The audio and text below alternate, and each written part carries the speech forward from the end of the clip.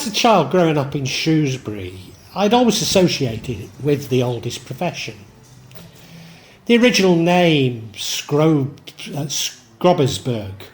seems to point to this, as did Salop. Then, of course, there was Grope Lane. In researching this vlog, it would seem that many others have this association with Shrewsbury, particularly the Welsh, for whom strong family ties made such trade less obvious. I find, however, that Scrobbesburh probably meant fortified place in the bushes, which is also the origin of the Salop name and not the Norman French slang.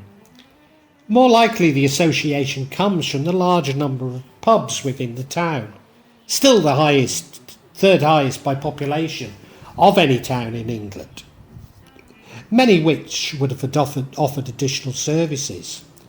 Between 1445 and 1475, the town had 18 inns, some of which were probably alehouses, but the number had reduced to 12 by 1220. The wealthiest residents resided inside the town walls, near the High Street, which was the Stone Ward, and Mardle in the Welsh Ward, with the poorest residents living in the suburbs.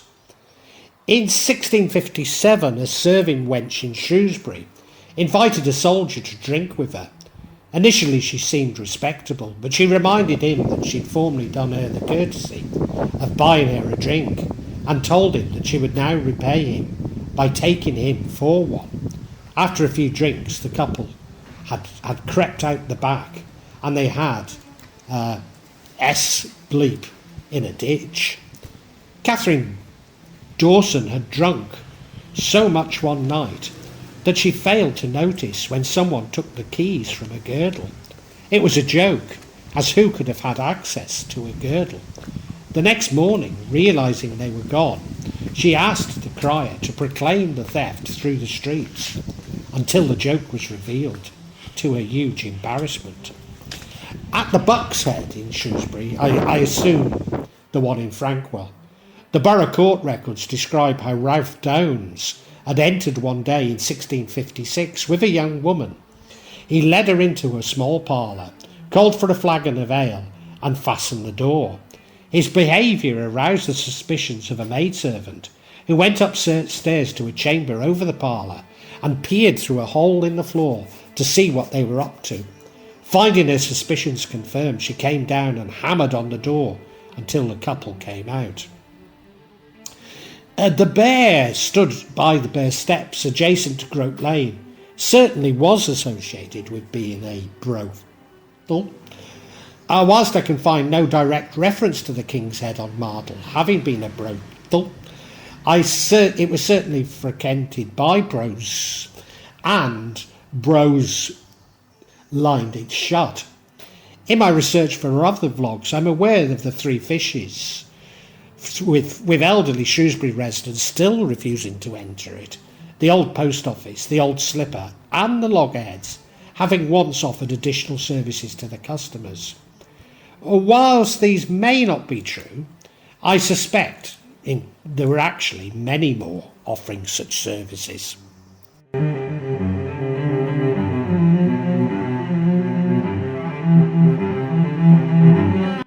But all this misses the most obvious and compelling reason for Shrewsbury's reputation.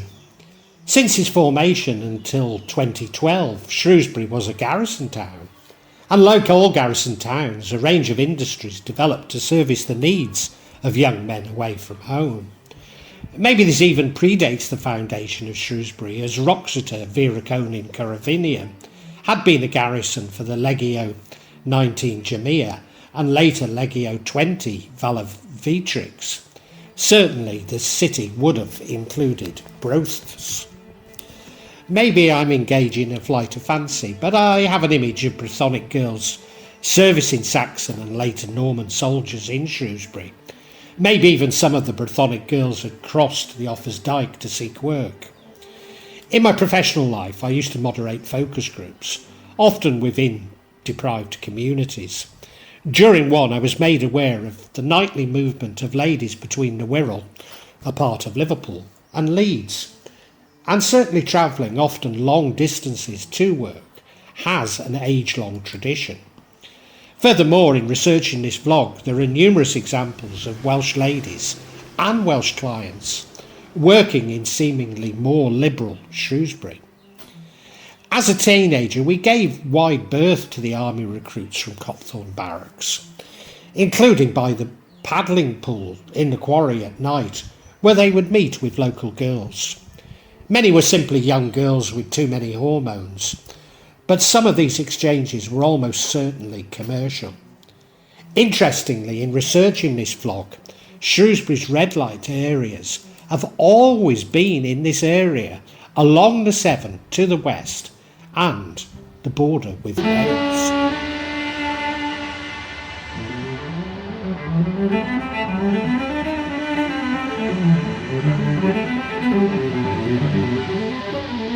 I mentioned previously that Grope Lane's original name was Grope Lane, leaving nothing to the imagination. In Thomas Phillips' History of Antiquity of Shrewsbury, 1799, the author is explicit in his understanding of the origin of the name as a place of scandalous lewdness and venery. Such names were common in medieval towns, and in Shrewsbury's case the name remained until 1561.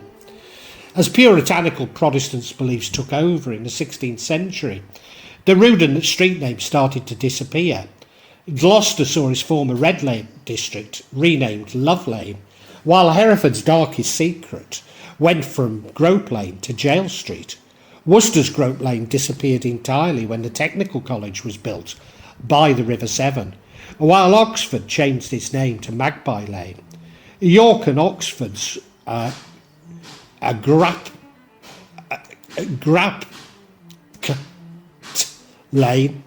lanes may predate other locations and could date back to 1220. The Victorians got rid of a lot of Grope Lanes around the country, and the only one that has remained is in Shrewsbury. Like other Grope Lanes, Shrewsbury's connected the corn, cloth and produce market in the square with the Fish Street, and meat markets, Butcher Row. Although in 1261 the market was moved from the churchyard of St Albans and St Julian's to the square, following the draining of the mere. Needless to say, Grope Lane is Grope Lane is close by St Albans and St Julian's anyway. In fact, there were accusations against the monks during the latter 14th and 15th century of using the services of Grope Lane. The friars of St Augustine were accused in the early 15th century of interacting with pros on Grope Lane, as were the monks of Shrewsbury Abbey. Whilst it may have been used for the same purpose, the name was not recorded until 1324. It would seem that Grope Lane was home to some of the town's wealthiest residents, despite what would be seen today as a somewhat sordid purpose.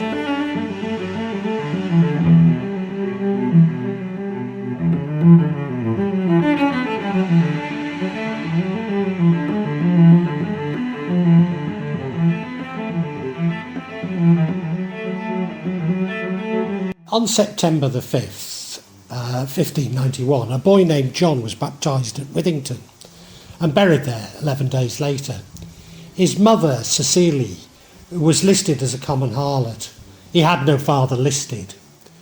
In 1598, Alice Smith is accused of having an argument in the street with Anne Farr, and according to Anne, and saying to Anne, "Thou art a carted whore, and thou wast carted round about Worcester. Thou art an abominable whore, and gettest thy living only by occupany. After thy carting, thy whore's ass was washed, and thou doubt in the water." This first casting, Alice says, was that Anne was cast round about Worcester. Carting was used as a form of public humiliation, where a woman would be paraded around the streets of the town in a cart in an attempt to shame her, After the carting, Alice claims that Anne was doused in the water. The use of ducking stool is famously associated with witchcraft, but it was frequently used as a form of punishment for disorderly women. Mountfields was famous for pubs and broths, frequented by barge pullers after being paid on Frankwell Quay.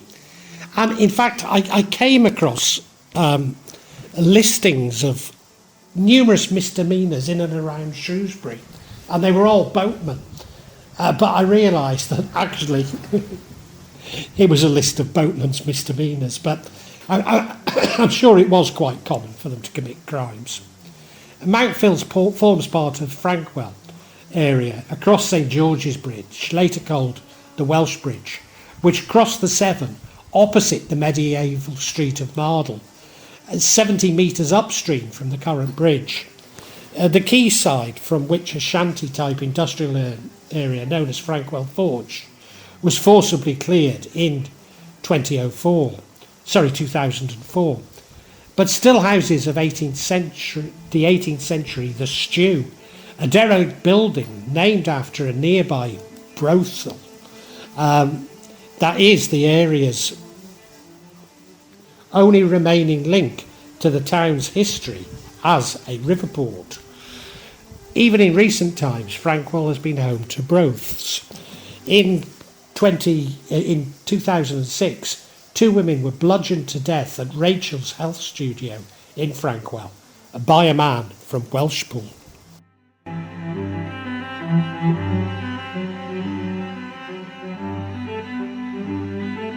Medieval times, there was a cockbite's treaty in the Welsh ward. Whilst like Grope Lane it seems explicit, its origins is unknown. In Victorian times, Rowson and Mardle were known for their ladies and houses of ill repute, largely serving farmers attending the cattle market on what is now known as Raven Meadows. In the 1861 census, Thomas Darlington, enumerator of District Number 2, identified 23 out of 240 households in the district, just under 10%, as brothels. Thomas did not use euphemisms, as Thomas did not use euphemisms of seamstresses and milliners, but referred to them directly as prose, a typical Salopian bluntness. These houses were located in Rowsill, Mason's Court, Mason's Passage, nowadays Phoenix Place, Sheep's Hut Shut, long since gone, and King's Head Shut. The unmarried or widowed female heads of many of these households were recorded as brokekeepers, and although only 2 young female occupants, both in one household, were described as pros, others were bracketed together under the occupation of brothel. Of those young women who were said to be servants or lodgers in these households, one was just 14 years old, and most were probably also pros. The legal age of consent did not rise from 12 until 16 until 1885. He listed Sarah Jones, who kept a brothel in Mason's Passage, Rowsill, and Margaret Morris of King's Head Shut, who gave her occupants their occupation as lodging housekeeper, but nevertheless has a brothel, written and underlined beneath her address by the returning officer. And most of the bros were in Rowsill area, were situated in close proximity to some of the neighbourhood's inns, which would have been used as venues to pick up customers. And many of the pros were natives of Shrewsbury, with some being daughters of former or active pros. Others came from Shropshire or beyond to take up occupations as needlewomen, but then resorted to pros because of the low wages paid in their intended employment. In this census, for the inmates of Salop Penitentiary, 4 women, originally on dogpole, but later moving to St Julian's Friars. Only the initials of the first and last names of the young women, 8 in total, were given. Names were given in full on the 4 other censuses from 1851 to 1891, which included the penitentiary, along with usual additional information.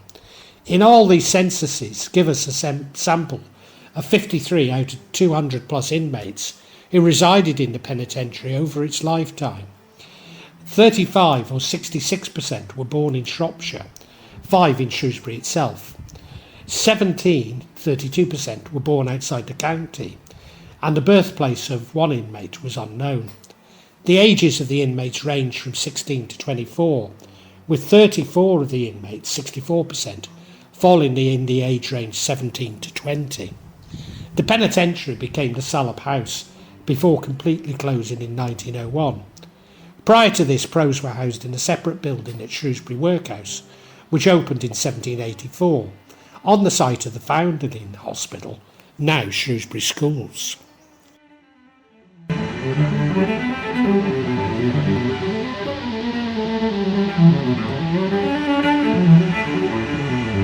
Some of the pros typically worked in pairs, would rob their drunken or otherwise unsuspecting clients at or en route to their dens of vice.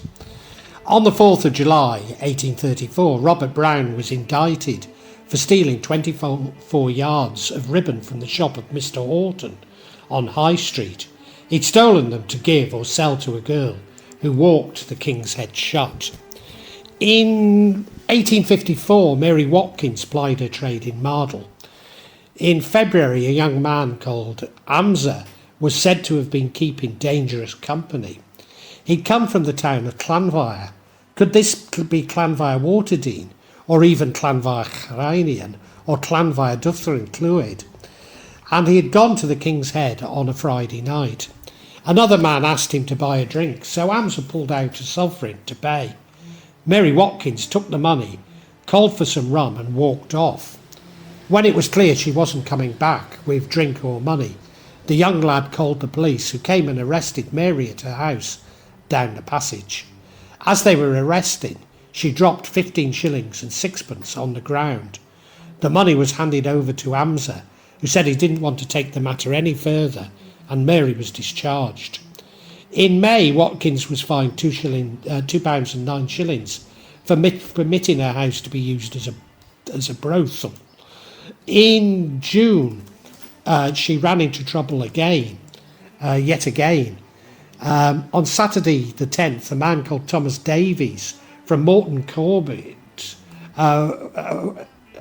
was on his way home from Wolverhampton, where he worked. He missed the final train, so he had a friend and found a place to stay at a respectable inn. That evening there were 3 jugs of ale, and Thomas went outside to relieve himself. Mary Watkins, not one to miss an opportunity, draped her arm over his shoulder and took some silver out of his trousers pocket, and also 2 sovereigns and 2 half-sovereigns were wrapped in a piece of paper in his pocket. He then followed her to the house in King's Head Passage to inquire about the money. In doing so, a bottle of port went missing from his pocket too. He reported the matter to the police. This time the authorities were fed up with seeing her. She was a regular in the jail, so they gave her a tough punishment. In 1868, Mary Callaghan and Alice Davies fought each other after boasts from their fans in a local pub over who was the best and a prize of 5 shillings. Partway through the 3rd round, Mary, smarting from a well-aimed blow, sunk her teeth into Alice's arm. A row erupted, with Alice's supporters claiming this was a gross breach of the rules. The whole commotion had caught the attention of the landowner, who threatened to call the police. This failed to stop the fight. It just moved to another field, where the ugly contest continued, and the 2 women slugging it out for another 4 rounds. The police then arrived, scattering a large crowd, but they were able to arrest Mary, Alice and 3 other spectators. Mary was sent to prison for 21 days, but Alice was unable to appear as she was already in prison, awaiting trial for another crime. It turns out she was a pro from Mardle and was accused of robbing a client in a brothel down Mardle Passage. On Tuesday, October the 5th, 1869, Alice Barnsby, a pro, was charged before the borough magistrate on Tuesday with assaulting Sarah Williams of Mason's Passage, Rosehill, on the 2nd instant. Compliance said that she was sitting in a chair in her house when defendant came in, pulled her to the ground by her hair and abused her shamefully. In defence, Barnsby said complainant had been drunk for 3 weeks and was the nuisance of the shut. A fine of 5 shillings 9 and 6pence costs was inflicted. On Saturday the 4th of August 1883, Mary Roberts, alias Zulu, originally from Wroughton in Wiltshire, was charged with being drunk and disorderly in Mardle on Saturday night. Police Constable Lloyd found the prisoner and shouting that she wanted her shilling. She was drunk and very violent, and on the way to the police station lay down. PC Lloyd had to get assistance. He asked for the chairman of the magistrates if she could mend her life. She replied, "I can amend it, sir." Being an habitual offender, Zulu was 5 shillings plus costs. In 1884, Sarah Ann Burgess, Ellen Littlehales, Margaret Griffiths, pros were brought in custody, charged with having stolen £17 from Edward Bevan, a glazier from Pentry near Nestcliff. Bevan, failing to confirm his name, meant that it was impossible to proceed with the case. The prisoners was discharged and left the court, accompanied by a number of female friends. It seems the previous morning, Bevan brought into Shrewsbury 2 young bullocks and 5 lambs, which sold for 19 shillings 7 and 6pence. He subsequently paid £19 to a moneylender and received from him £16 on another account. Up to this time he'd been accompanied by a boy, but on meeting the prisoner, Burgess gave the boy a shilling to go away. Bevan accompanied Burgess to a house in King's Head Passage, and it's alleged that whilst there, the money was taken out of his pocket and given to other prisoners. The man immediately discovered his loss, and from the information he gave to the police, the women were apprehended. And now, as a teenager, I do remember the Elephant and Castle, Ellie as I called it, and the White Hart on Mardle, not to have the best of reputations. But I believe this was more associated with petty criminality and football hooliganism than prostitution.